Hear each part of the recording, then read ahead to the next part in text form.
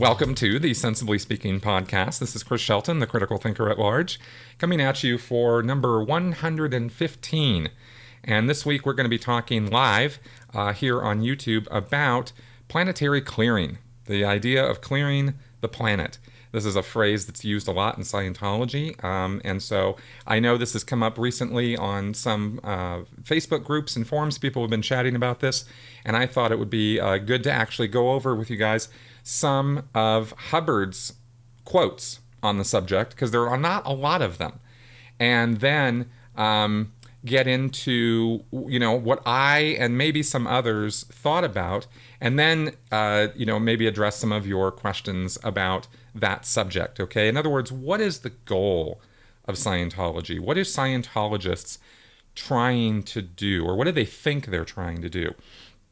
I think for a lot of people in Scientology, they have the goal of clearing themselves, right? And I have written about and talked about the self-centeredness, or the sort of narcissism, if you want to go to the extreme level, of Scientologists, and of course that's a reflection of L. Ron Hubbard and his personality rubbing off on his followers, which is, part of what happens in destructive cults. If you one of the things about a destructive cult, one of the things that makes it destructive, is you have this cult of personality where you're following a leader, sometimes leaders, but more often a guy or a woman, and you want to emulate them. You want to emulate their behavior. You want to be like them. In fact, you don't even want to be like them. You kind of wish you were them, and that is kind of one of the defining characteristics of a destructive cult. Really, is this personality rub-off that happens. So there's the idea of getting clear, getting OT, there's this bridge to total freedom, right? With all these steps, all these things you got to do, and all this money you got to pay to do it. People are happy to pay it if they feel like they're getting somewhere, and if they feel like they're getting some results. And while you move up the bridge, the results become fewer and more far between, but you can still convince yourself that you're getting something out of all of this, right? We're going to go over this question, Dina, you just asked about whether, my ideas about clearing the planet changed over the years. Remind me of that later if I don't address that in what I'm talking about here. I'm just talking off the top of my head, by the way, folks. I've got some quotes and things lined up, but I haven't really put a outline or a script together or something. All right, so there is the broader idea in Scientology that you're introduced to. I don't think too many people get involved in Scientology because they only want to achieve this. I think this is something that they get indoctrinated into as they progress, and they start buying into this idea of clearing the planet, right? They go from the idea of, I'm going to get clear, I'm going to get to OT, I'm going to become a super being or a god or a this amazing person. But then they start, as any real, honest, good person would, they want this for other people too. And so there's this concept of clearing the planet as a mission or a goal of Scientology. So first off, let's look at a couple things here that I pulled up. The first one I thought I'd start with is the aims of Scientology. And I don't know how many of you guys are totally familiar with this. I'm going to go over this as though some of you maybe have never seen or heard of this before. This is written by Hubbard, this particular thing called the aims of Scientology. This was from September 1965, according to Scientology.org, which is where I'm going to read this from.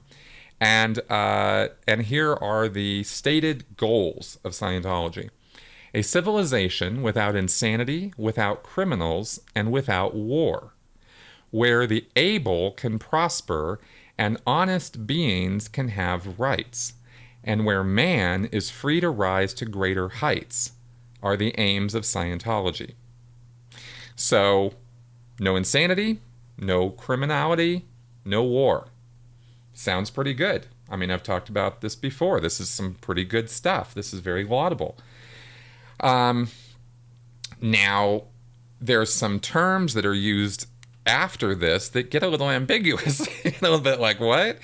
where the able can prosper. Well, who are the able, and what does that mean? What about the disabled? Like you don't apply when you read this as a Scientologist. You go, yeah, that makes sense. The able, that is obviously a euphemism for us, the Scientologists, because we're the able, right? Scientology is all about making the able more able. So clearly, right, it's all about making, Scientologists can prosper, right? And honest beings can have rights. Oh, hey, thanks, Sean. I'm always forgetting about the super chat here. Somebody just donated $10 to me. I really appreciate that. Okay, so let's move on here. So honest beings can have rights, which of course means that dishonest beings, or people who are not honest in whatever estimation of Scientology is honest, right? And we know where Scientology's honesty level is. But where honest beings can have rights, meaning, of course, that if you are not measuring up to that, you have no rights. And, again, within the world of Scientology, these counterpoints I'm making are not ever thought of, right? It's all about, well, we're able, so we're going to prosper. We're honest, so we're going to have all the rights. And where man is free to rise to greater heights. Okay, what is that even supposed to mean, right? Where man is free to rise to greater heights. I mean, that is so subjective as an understanding. And I found in talking to other ex-Scientologists when I was doing a little bit of research for this podcast, that very different ideas come to people's minds when they thought of this, right? Or had this when they were in Scientology. Okay, so I want. Oh, hey, thanks. Another little donation there. So I wanted to first go over this because this is the. If you go into a Church of Scientology, or if you were to ask a Scientologist, okay, what are you guys about here, and what are you doing? Most Scientologists would eventually end up pointing to this. It's a fairly well-known idea. Within the world of Scientology, right? That these aims exist, right? And when you envision as a Scientologist, when I envisioned clearing the planet, this was what I had in mind. Was a whole planet, all us billions of people getting along. And it was just like, what? But yeah, that was actually kind of how I thought about it, right? Is no more insane asylums, no more people going crazy, having psychotic fits or breaks, or no serial killers, no nuts, no nothing like that.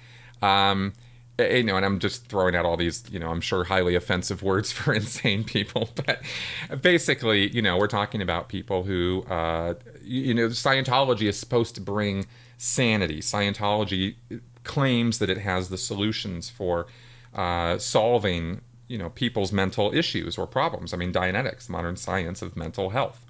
So a world without insanity seems like a fairly obvious, gimme if you have the handle on how to solve insanity, which Scientology claims it does, and yet refuses to treat people who are insane.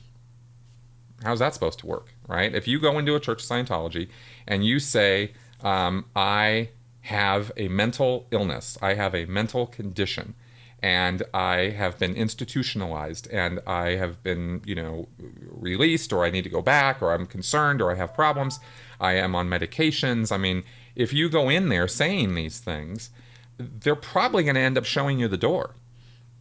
If you go in talking in some kind of a non sequitur fashion, if you go in there with some kind of obvious issues, out you go. Okay, bye. Yeah, nice to see you. Even if you have money, the policies of Scientology are, no, we don't treat the insane. And yet they're saying that they want a civilization without insanity. Okay, pretty obvious contradiction, right? Okay, without criminals. All right, so no criminality, nobody robbing, stealing, murdering, none of that kind of, criminal nonsense going on anywhere in the world.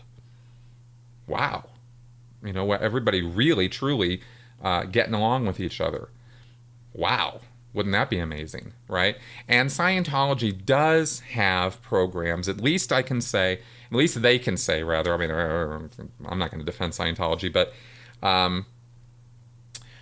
that goal of criminality, at least they're trying to do something in that direction, because they have what's called Criminon, which is a program that they do to go into Scientology, to go into prisons and try to help people with some basic Scientology. They use the Way to Happiness book to try to educate criminals on a moral code that can guide their life and give them some ideas of how to be honest, upright, forthright citizens.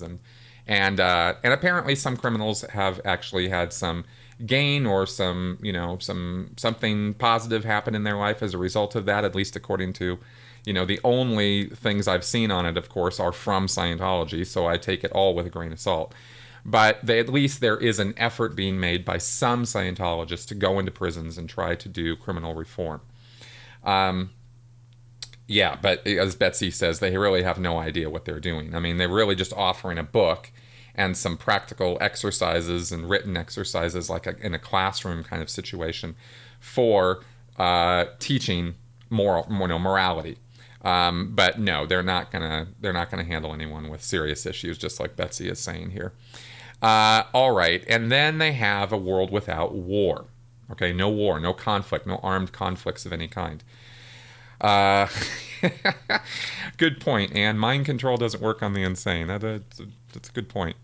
All right, so no war. Okay, so no, so they that also sounds very laudable, but when you look at well, what are they doing?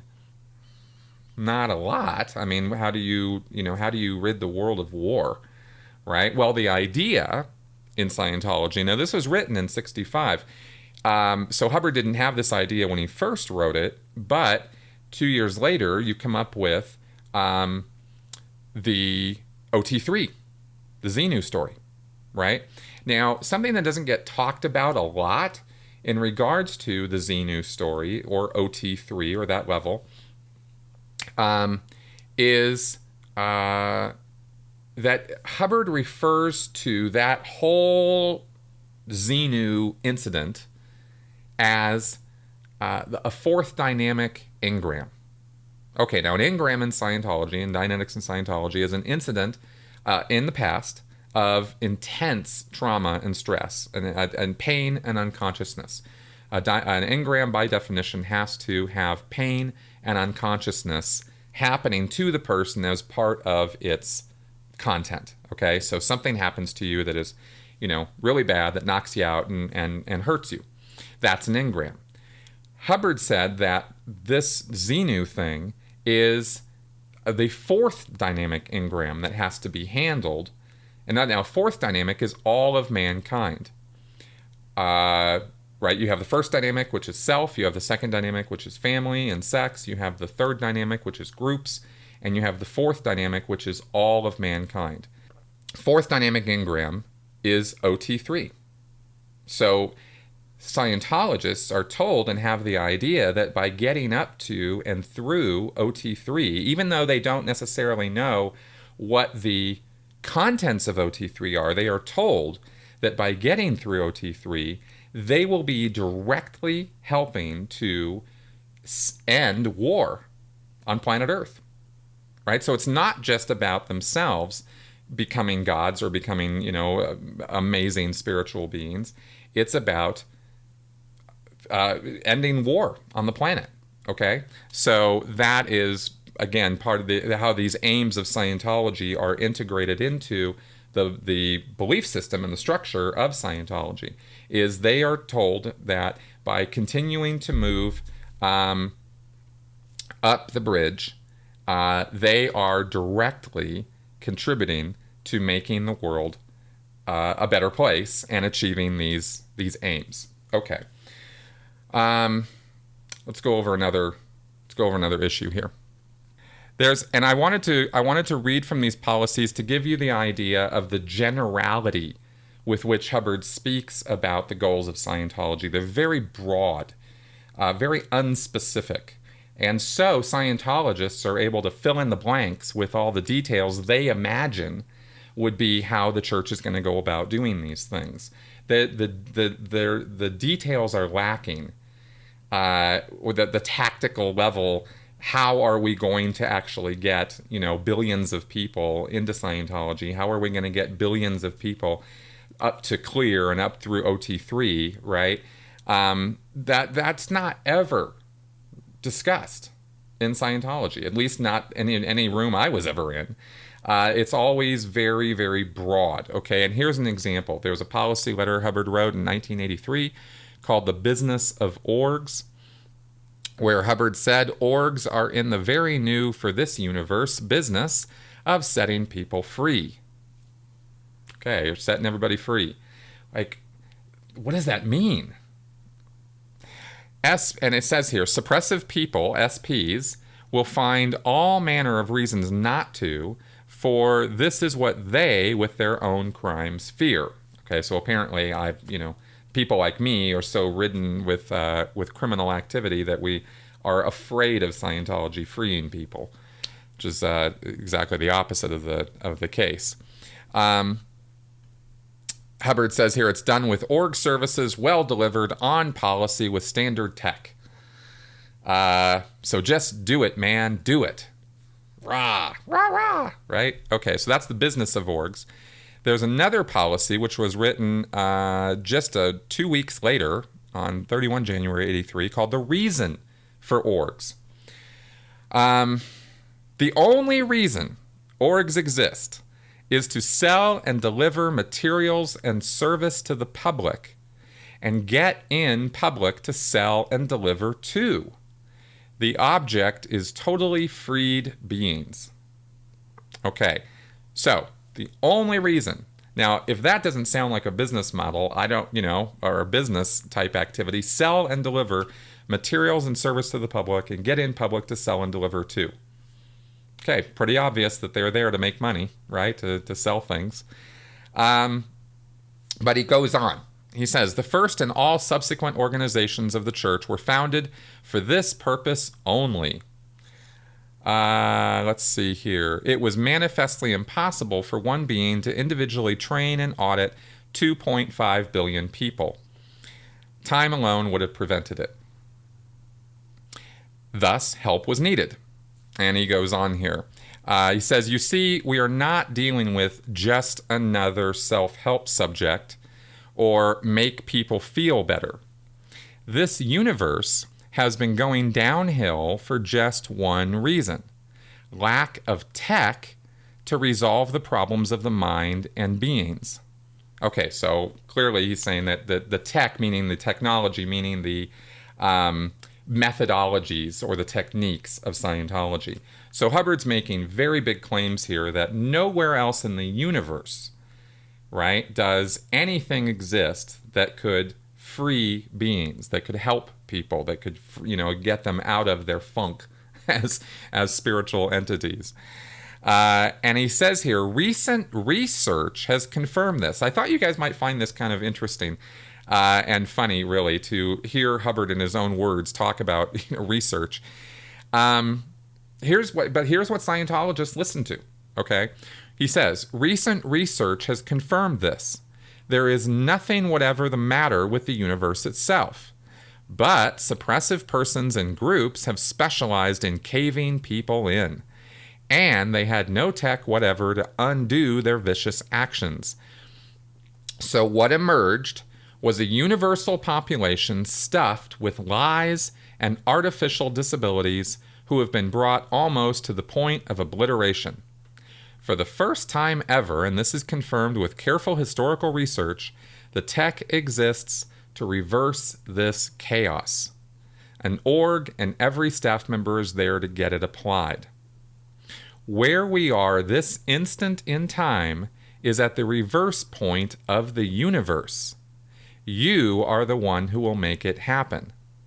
And you will do it by selling and delivering materials and service to the public you get in and keeping the orgs there so they can and will do it. Okay. So, yeah, clearing any surplus in your bank account. That's right. This is, you can see how the situation is set up. Then the solution is given, that only Scientology has the solution, and then it's tied right back to, therefore, you have to sell things to people in order to accomplish this goal of reversing the chaos of the universe. Okay? So this is not even like complicated. I mean, it's pretty straightforward, right? He connects these dots very quickly. But he says here, excuse me, you have the tech now, you have the policy. It is you who are applying it. And by applying it, you have it in your power to reverse the dwindling spiral that has gone on without pause for more years than you can get into an Earth calculator. You guys are going to like this one. So 2 paragraphs later, he says, I have never lied to you or conned you, and what I tell you now is true. I would be falsifying if I told you other than the facts in this policy letter. So there it is, right? As though he's reluctant to give over this information, right? And he really, I know you guys might not believe this, but it's really true. I'm not kidding. We're the only ones who can save the universe, and we can only do it by selling stuff. Okay? I mean, really, this is, and he even addresses in here people like me, okay? Those who, say not to. Oh, of course, the unholy will beg you not to do it, will try to pervert policy and corrupt tech, will cause trouble and mock and lie and try to discourage or stop you. But that's the reason things went bad. And those were the creatures that did it. I'm a creature. And no objective worth obtaining was ever achieved without some barriers arising or industrious dedication. So make it happen, the stars wait. Okay, so that is a very key policy letter in Scientology, actually, for staff and for Sea Org. This policy letter is called The Reason for Orgs. And we were actually made to practically memorize this policy letter. I could have recited so much of this just off the top of my head. So, so this is, again, this is all about goals. Okay, I'm trying to give you guys some of the snippets from policies, and there are not a lot of policies that actually cover this, but these are the policies that lay out for Scientologists what the goal of Scientology actually is beyond themselves, right? Most of the policies and most of the tech and most of the writings of Hubbard are all about you, as you and your gains and your importance and your, becoming spiritually free, right? But there are places where, more than a few places where Hubbard said that we have this big job to do for the planet and for the universe. God, it goes, planet, universe, right? Big goals, right?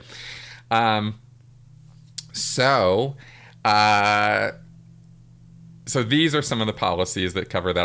I'm watching some of the comments fly by the screen here as I'm going. So sometimes you'll see me pause or get a little distracted because some of the comments are pretty funny. Okay. I wanted to go over just a couple more of these. Just actually 2 more things here. Just again, to give you the flavor of how Scientologists are told this stuff. There's a L. Ron Hubbard executive directive. Hubbard wrote these. They were only supposed to be good for about a year after he issued them, but they hold on to them all as though they're policy for the church. And this particular issue lays out what is called the birthday game. And I've talked about this before on my channel. I won't get into a whole explanation of it. It's just a competition between the churches of Scientology to in their statistics. It's productions game. And one of the things he said in part of the rah-rah in this LRHED, or L. Ron Hubbard Executive Directive, this one is numbered 339, so it's LRHED 339R. And this one says, so what really is a birthday game all about? You're giving me and yourselves another giant step on the road to a cleared planet. And someday, how many birthdays later, you'll give me and yourselves and all your friends a cleared planet. and I'll go off with you to target 2, and we'll clear another one. Target 2, right? As in, this is target 1, this planet Earth, and then we'll go off and we'll clear another one. And someday, way, way up the track, we'll have this universe back in native state and impervious to the faults and traps of yesteryear. But that's tomorrow and many tomorrows. Right now, the subject before us is this planet, your continent, your city, your org, you. Okay, so that's Hubbard going on about clearing this planet and clearing the next one, okay? So that is really what they sort of envision as the game is all about. And it's kind of a big, big thing. It's so big that you can't even imagine how big it is. And I think that's part of the con, right? I think that was kind of figured out a little bit, premeditatively. That was the word I was looking for, right? Is how do you sell something like this to people? Well, you give them this amazing goal, right? You give them this like unbelievable, literally pie in the sky. The stars await, right? You relate everything to getting off Earth, getting away from all of this. It's kind of an escapism if you think about it, really. This big, bright, broad future that is so much better than anything we have now. So anything and everything that you have going on in your life now that is horrible and awful, your bank account and your job and your kids and all the things that you maybe are not so enamored with or don't like for whatever reason. Well, here's this great, big, huge, amazing thing that is so bigger than you, so bigger than all of us, and this is what we're going to achieve, and isn't this a wonderful thing to have, right? And that's how the goal is sort of put out there, okay? It's huge. And there really isn't the thing I wanted to kind of get across as part of this is that, between here and there's not a lot of tactical, strategic sort of ideas, communicated to the Scientologists as to how to get there, because they don't really deal with that. They don't really think about that. So, and I think when I talk to some former, Scientologists, friends of mine, they definitely communicated to me that as public Scientologists, they weren't Sea Org and they weren't staff members. They had just been regular Joe, pay your money, do your services sort of thing. They really didn't think about this a whole lot. This whole clearing the planet thing was never really a big deal for them. I mean, it was sort of nice, sort of thing, but it was never really something that was on their radar. I think for the people who join staff or join the Sea Org, it gets on their radar. And that's, of course, from when I was doing recruitment of staff and Sea Org members, that was one of the things we would push, is we would try to get people all hotted up on the idea that there was more going on than just what they were doing in Scientology, that we wanted their help to get everybody else on board and get everybody else cleared, right? And we would use some of these references to hot them up and get them excited about the concept of it. So that is sort of the Hubbard's ideas related to clearing the planet. In practical terms, I just thought I would also communicate this, right? When I was a Scientologist and a Sea Org member, I thought about this a lot. And maybe I was unusual in that respect. I don't know. I've only, I haven't done broad surveys of this, but I from my experience with it, I think, those of us who joined the Sea Org probably had this more on our mind than the regular public Scientologists. And I would actually ask myself, how are we going to do this? And I would watch the clock of the planetary population going up, and I'd be like, God, there are a lot of people in this world. And it really started dawning on me once I got out of the base and I was driving around all over the place doing, recruitment work and logistics work. It really started dawning on me as I was literally driving around the country how big it was, how many people there were in the world, and what a tremendous job we had ahead of us. And it started dawning on me, I don't think we're making a dent. I don't think we're really doing this. Mike Rinder has often commented on his blog, something, can be done about it. He's often commented on the unreality that Scientologists have when they look at clearing the planet, right? Because they don't think of the numbers. They go rah-rah about having made, 2 clears in a week. Oh my God, we're booming. We're taking off. It's so amazing. Because they made 2 clears that week. Well, if you run the numbers, right, of, you got 52 weeks in a year. If you're making 2 clears a week, that's what? That's 110 clears in a year. That's not even a drop in the bucket. That's not even an atom in the bucket of, billions of people or, millions of people in a city, even a small city of hundreds of thousands of people. That's nothing. You're not even keeping up with the mortality and birth rate, because we're a growing population on this planet. And so if you're not even keeping up with that, you're not even keeping up with current trend, And Scientologists don't think about this. They think 2 clears, oh my God, that's amazing. Because they had so many weeks or months or years of no clears. And so they think, whoa, yeah. Oh, sorry, yeah, 104. That is, nothing, right?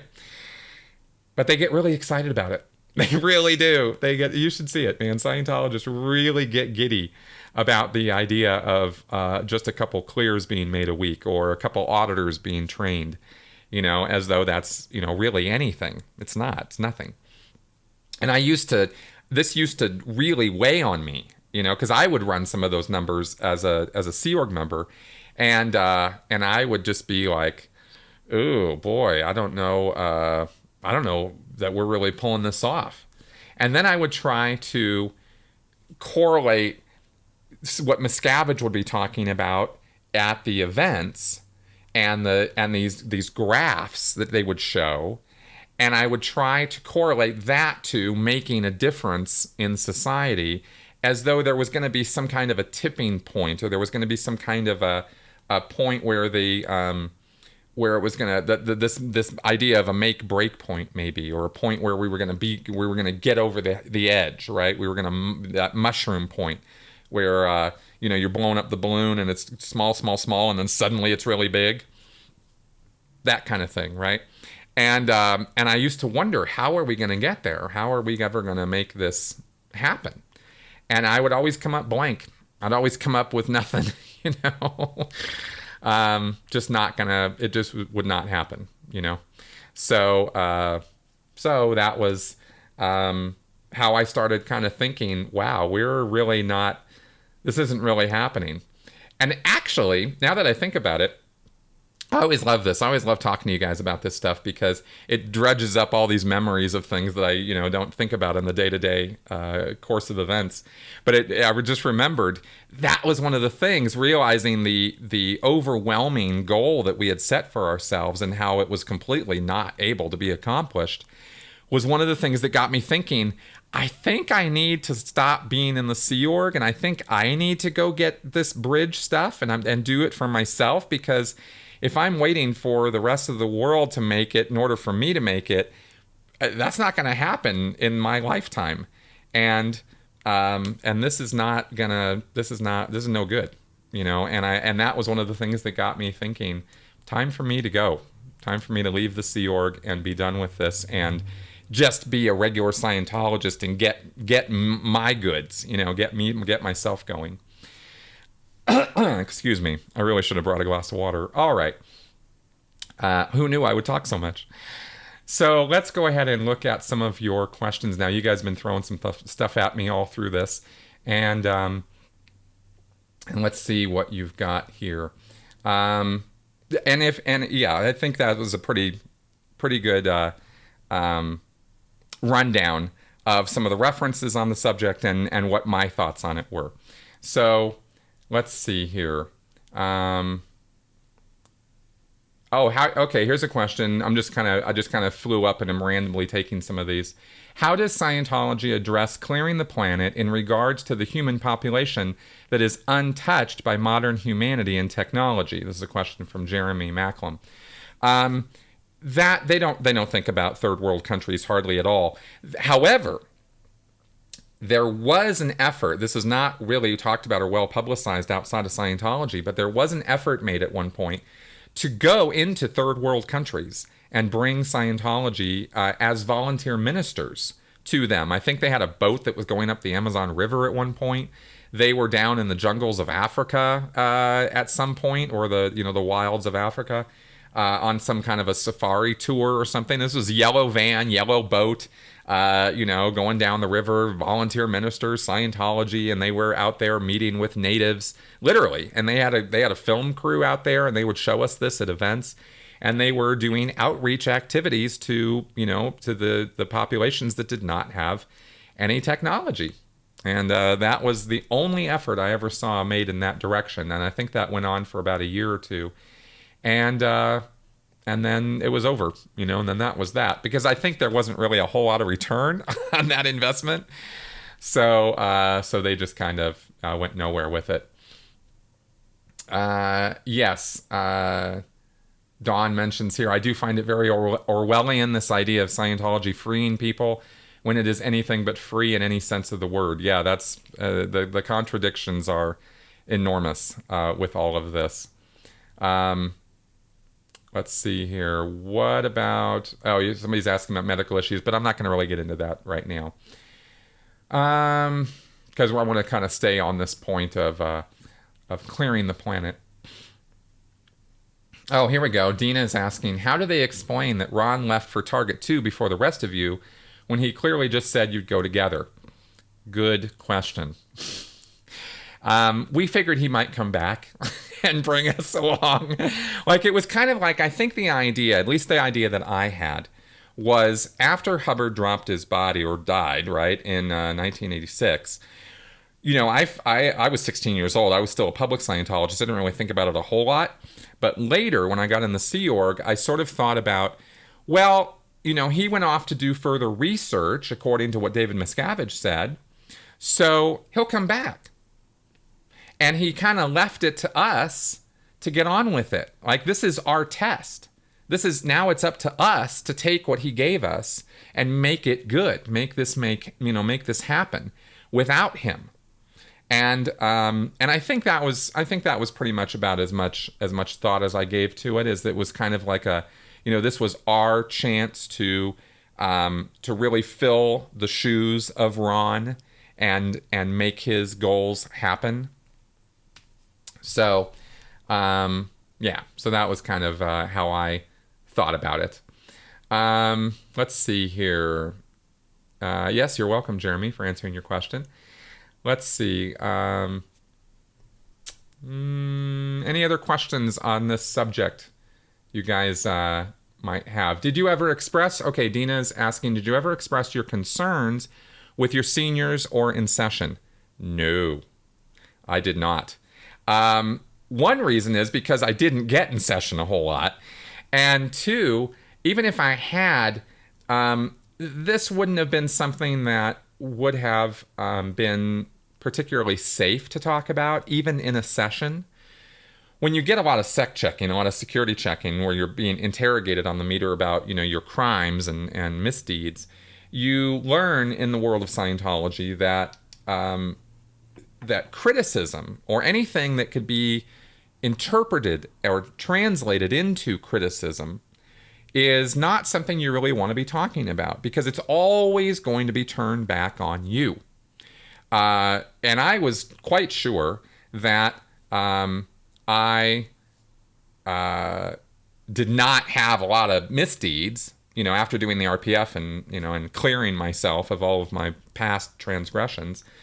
I knew that wasn't the problem. But I also knew that if I continued to bring up things that were critical of the church in any way, or could be interpreted as being critical of the church, all that was going to happen was I was going to be asked more questions about my misdeeds and about my overts, as they call them in Scientology. And I wasn't interested in that. So I kept those thoughts to myself. Georgina asks, would love you to do an audio version of your book, A to Xenu. I did. It's on Amazon. You can find it on Audible. Just thought I'd let you guys know that. You know, one other thing about this whole planetary clearing thing is there really is an idea within the world of Scientology, when Scientologists do talk about this stuff with each other, that eventually we're going to get to a point where there's going to be wholesale Scientology happening all over the place. It's going to be in every school. It's going to be in every institution. Every organization or corporation is going to follow Hubbard's policies on how to run organizations. Everybody's going to know about it, right? It's, you know, that's what goes on. So they really do. Anyway, I just wanted to finish that thought that they really do get the idea that that Scientology is going to take over everything. That is part of the idea of the thinking of Scientologists, right? I mean, I just wanted to make no bones about it, like be really clear about that. That's not it. World domination is a way to describe that. They wouldn't use that term. But that is absolutely one of the things that Scientologists have in mind when they think about it at all.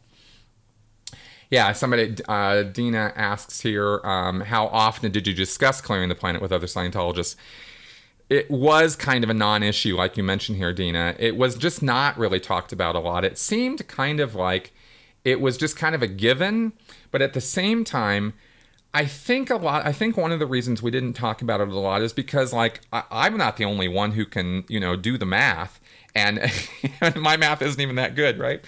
So I think other Scientologists did put 2 and 2 together and look at what was happening, and oh yeah, and even the fact that at the events where Miscavige would show these graphs going up, up, up, up, up, you know what was missing on those graphs were any numbers. He just showed things taking off, going, you know, out of this world. Oh my God, it's so wonderful, all these things we're doing. Look at the number of people who are getting on service, and you would see this graph going up and up and up, but there were no numbers on the graph. So how many people are getting in? How many people are doing this, you know? We didn't know. We couldn't tell. And that went on for, I don't know, at least the last 10 or 15 years that I was in. So we weren't being given specifics of how many people were getting involved. Once the ideal orgs started happening, the only numbers we were being fed was square footage. And, you know, numbers of buildings being opened up and that sort of thing. How many chairs were in the course rooms, not how many people were sitting in those chairs. And I can tell you from, you know, having been in a lot of those orgs, there were not a lot of people coming around into those things. Okay. So let's see here. Any other? Yes. I'm sorry. I'm going to butcher your name. Miscavige Posicha. Oh, God. I know I'm missing that. Anyway, the question is, was this global Scientology expected to happen this lifetime? Yes. Absolutely it was. It was always communicated that this was something that was supposed to happen in the here and now, before we were going to die in one generation. Now, of course, those who were involved with it since 1950, yeah, not so much, right? But that was one of the other things about running the numbers on it that I would be concerned about and be like, wait a minute, what? How is this going to happen in the next couple, 30 years? Now, I did express that to a couple other Scientologists, and just kind of got this sort of lukewarm,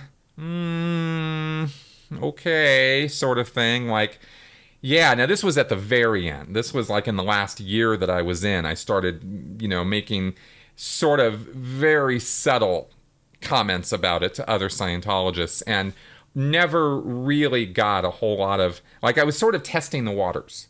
I was kind of like, am I kind of crazy here? Or, are you seeing that maybe this is a little pie in the sky? Like, how are we going to do this? never really got much in the way of a good natter session. Never really got much in the way of people saying, "Oh my God, yeah, you're right." They were just sort of non-committal about it, again, because in the world of Scientology, you don't really want to come across as critical or, like giving criticism of the organization or what's going on. And so it's easier to just kind of park it and not think about it too much.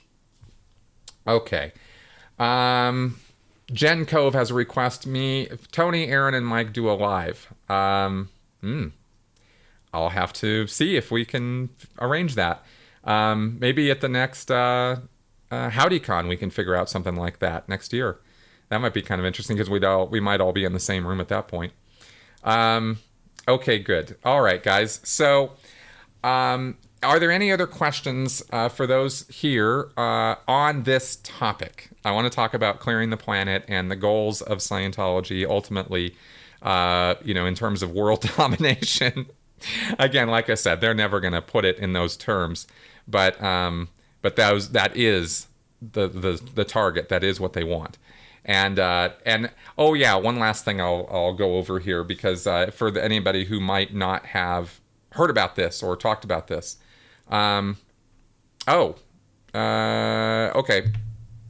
Let me talk about this. Aftershock, you said something about you asked 3 times. Go ahead and ask me one more time, and this time I will absolutely see your question. Okay, let me say this about North Korea, and then I'll get back to this. If you were to look at a country in the world now that would actually look like what Scientology would look like if it took over a country, that country would be North Korea. Enough said. All right, so I want to address a couple comments here. Are the OT levels even completed with OT 8? Well, according to the Scientology Bridge to Total Freedom, they're supposed to go up to OT 15, but they're only completed up through 8.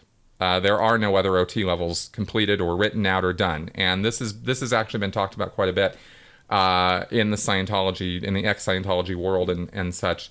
There's nothing else. And so 8 is as high as they're going to go, unless Miscavige decides one day to simply invent it himself, which he's perfectly capable of doing.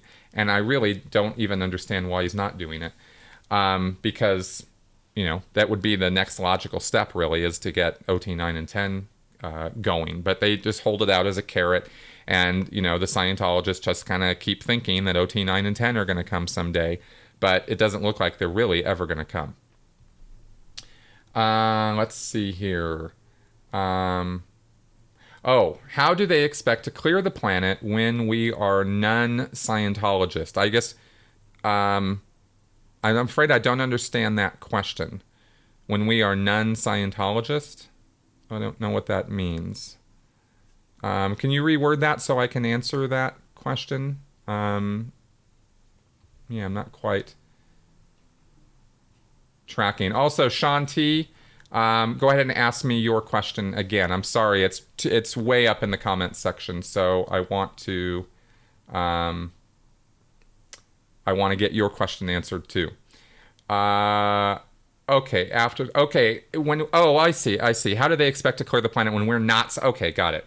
When everybody's not a Scientologist. Okay. They expect to make everybody into Scientologists. First thing. That's just a given with Scientology, is that, in fact, they say in the world of Scientology, they say to each other, everybody's a Scientologist, they just don't know it yet. Miscavige has stood on stage and said that. Okay, so they really think that they're going to convert everybody. And another point is that they think that the OT levels, which, for those who make it to the OT levels, they are told and expect that that just by doing the OT levels, they are going to free enough BTs, okay, enough of these, spiritual entities that are glommed onto people. They're going to free all those thetans, those body thetans, and those body thetans are going to go get a body, and they're going to already be Scientologists. Or they're going to very easily get into Scientology because they will have remembered that they were freed up from being a body thetan by Scientology. I mean, I think this is kind of how the thought process goes with the OTs. I didn't get to the OT levels when I was in Scientology, so I can only talk to to a certain level of understanding with that. But that's what Scientologists tell themselves, is that everybody's going to get on board. Lita asks, how do they expect to charm all of the non-Scientologists, though? By doing the Scientology dissemination activities, right? In other words, they're going to contact non-Scientologists. They're going to handle them on why Scientology is a good thing for them to do. They're going to find their ruin. They're going to find the thing that person feels like they need to handle or address, and they're going to sell them on Scientology so that they'll come in and do it.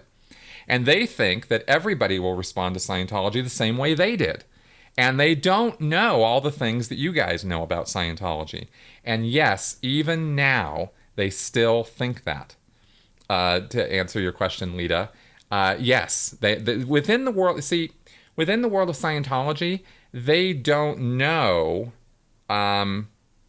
everything you guys know, and they don't go on the internet. At least they're the hardcore ones, the ones who really truly believe. They don't go looking at the stuff you guys look at. So they're still under the impression and delusion, really, that Scientology is making it in the world and that it's making positive effects and doing good things. And they listen to these references, these Hubbard issues that I read to you earlier, and think that that's where everything is going. So that is that. Okay, let's see what else we got here. Let's see. Do you think... Okay, let's see here. Are the missing OT levels meant to exist somewhere according to official dogma? Yes.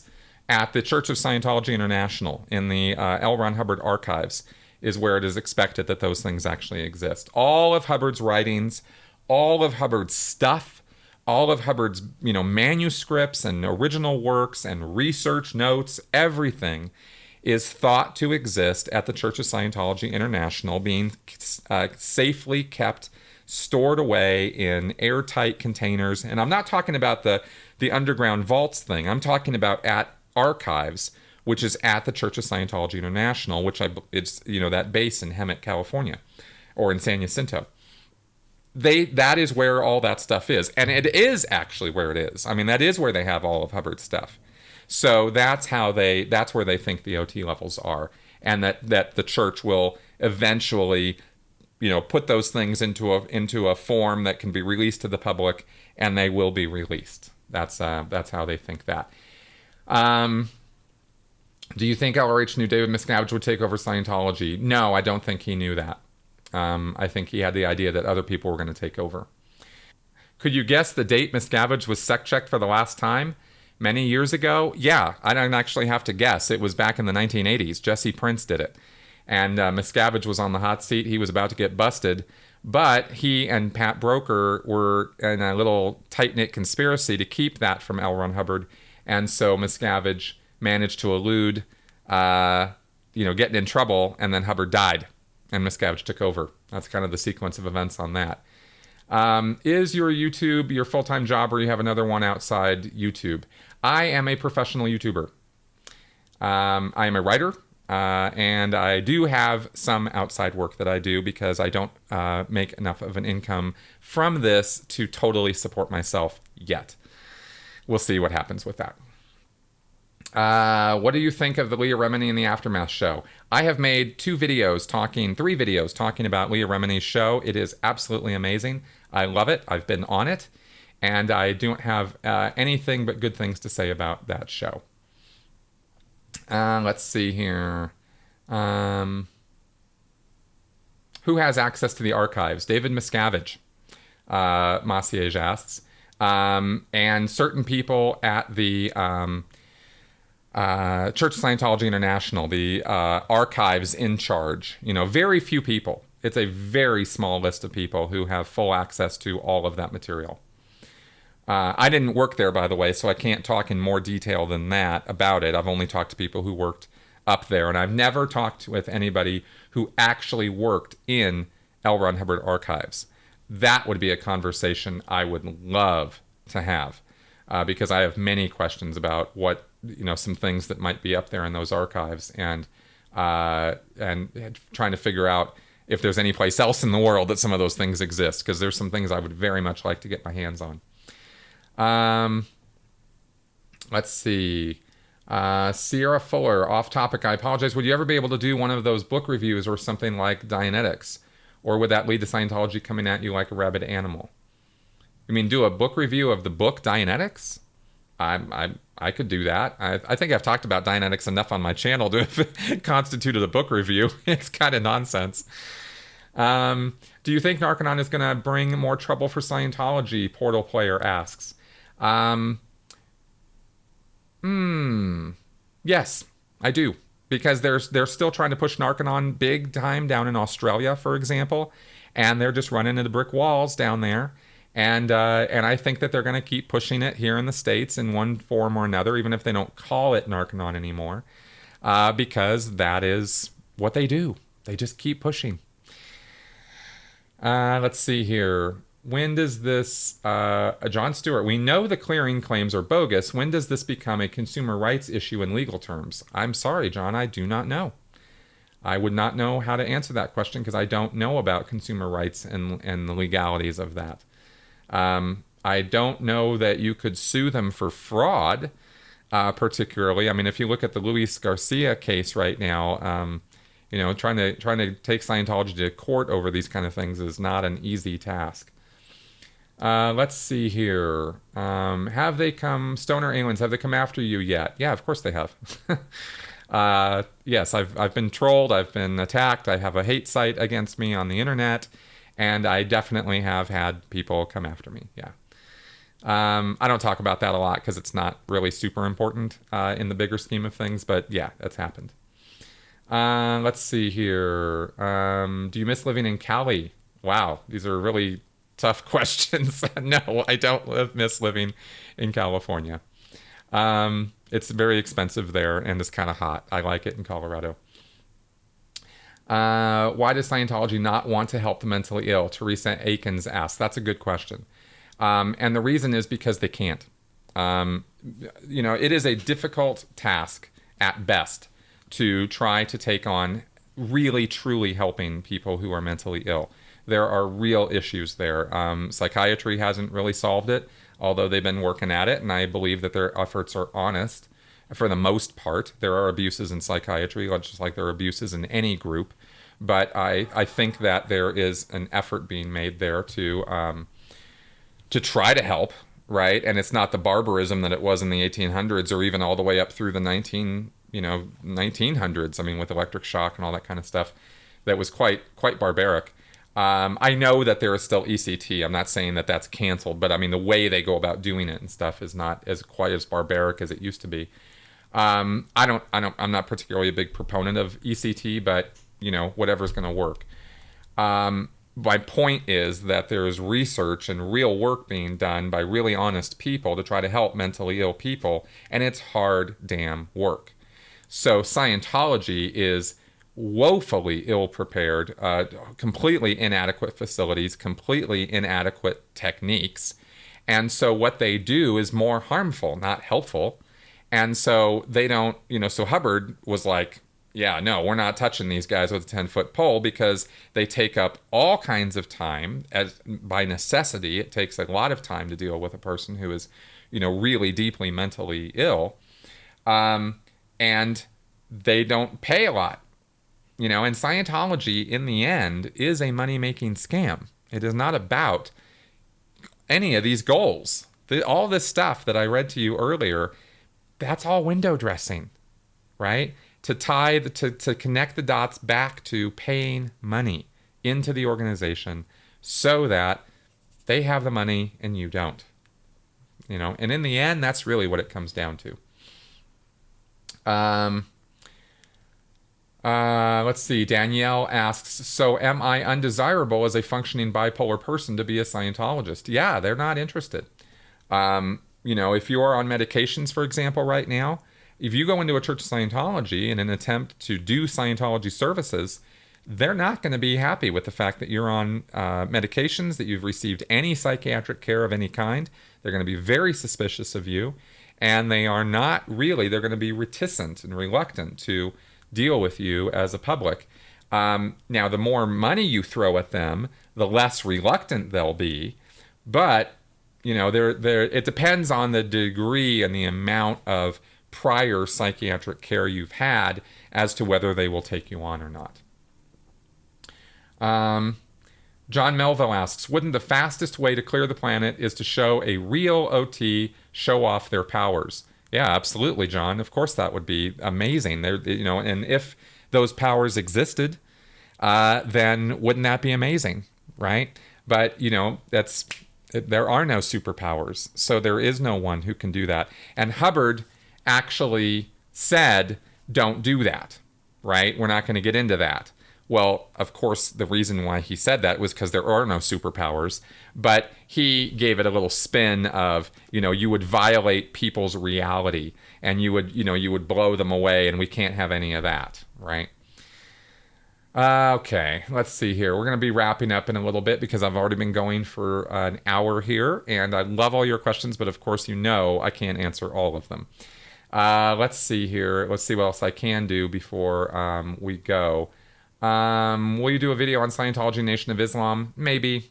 It's not a real hot topic item for me, but I might address that. What is the Church of Scientology plan for all the SPs in clearing the planet? It seems counterintuitive to keep seeing people as SP if they want to get everyone on board. Yeah, they consider that, they think that that the SPs of the world are only 2.5% of the population, and are a very, very tiny part of the population. And quite honestly, I think their goal with the SPs is to, excuse me, basically just relegate us off to an island somewhere and blow it up. Hubbard tells a story in the book Science of Survival about how in Venezuela back in the day, I think it was Venezuela, a dictator down there handled leprosy by rounding up all the lepers, promising them that they were going to get their own place to live and it would be wonderful and awesome and all that, put them all on a barge, sent the barge out into the middle of a river, and blew it up. End of leprosy problem in Venezuela. That is actually a story he tells in the book. And he says, well, I'm not advocating for violence. Why would he tell that story if he wasn't advocating for violence? So I'm pretty sure that's what the ultimate plan is for us SPs. All right. Thank you, Jen, for your support. Thanks all of you guys for your support. I really do appreciate it. It is what allows me to actually keep doing this work and talking about this stuff. Okay, so I am going to get going now. Christy, you're welcome for my answer there. Okay, last thing here, and then I'm going, I swear. Shelley Martin, rumor has it that Leah may do a bit on Jehovah's Witnesses. Do you think this will actually happen? No, I don't. I think that she sort of threw that out as a, wouldn't this be nice kind of thing. But no, I don't think that that is where the show is going. Okay, guys, this has been a lot of fun. I've really enjoyed interacting with you guys in this live stream. I will be putting this up later, an edited version, as the Sensibly Speaking podcast. You guys are wonderful. And we are now going to wrap up this episode for this week. Please like and share and get my podcast out there. Thanks a lot. Bye-bye.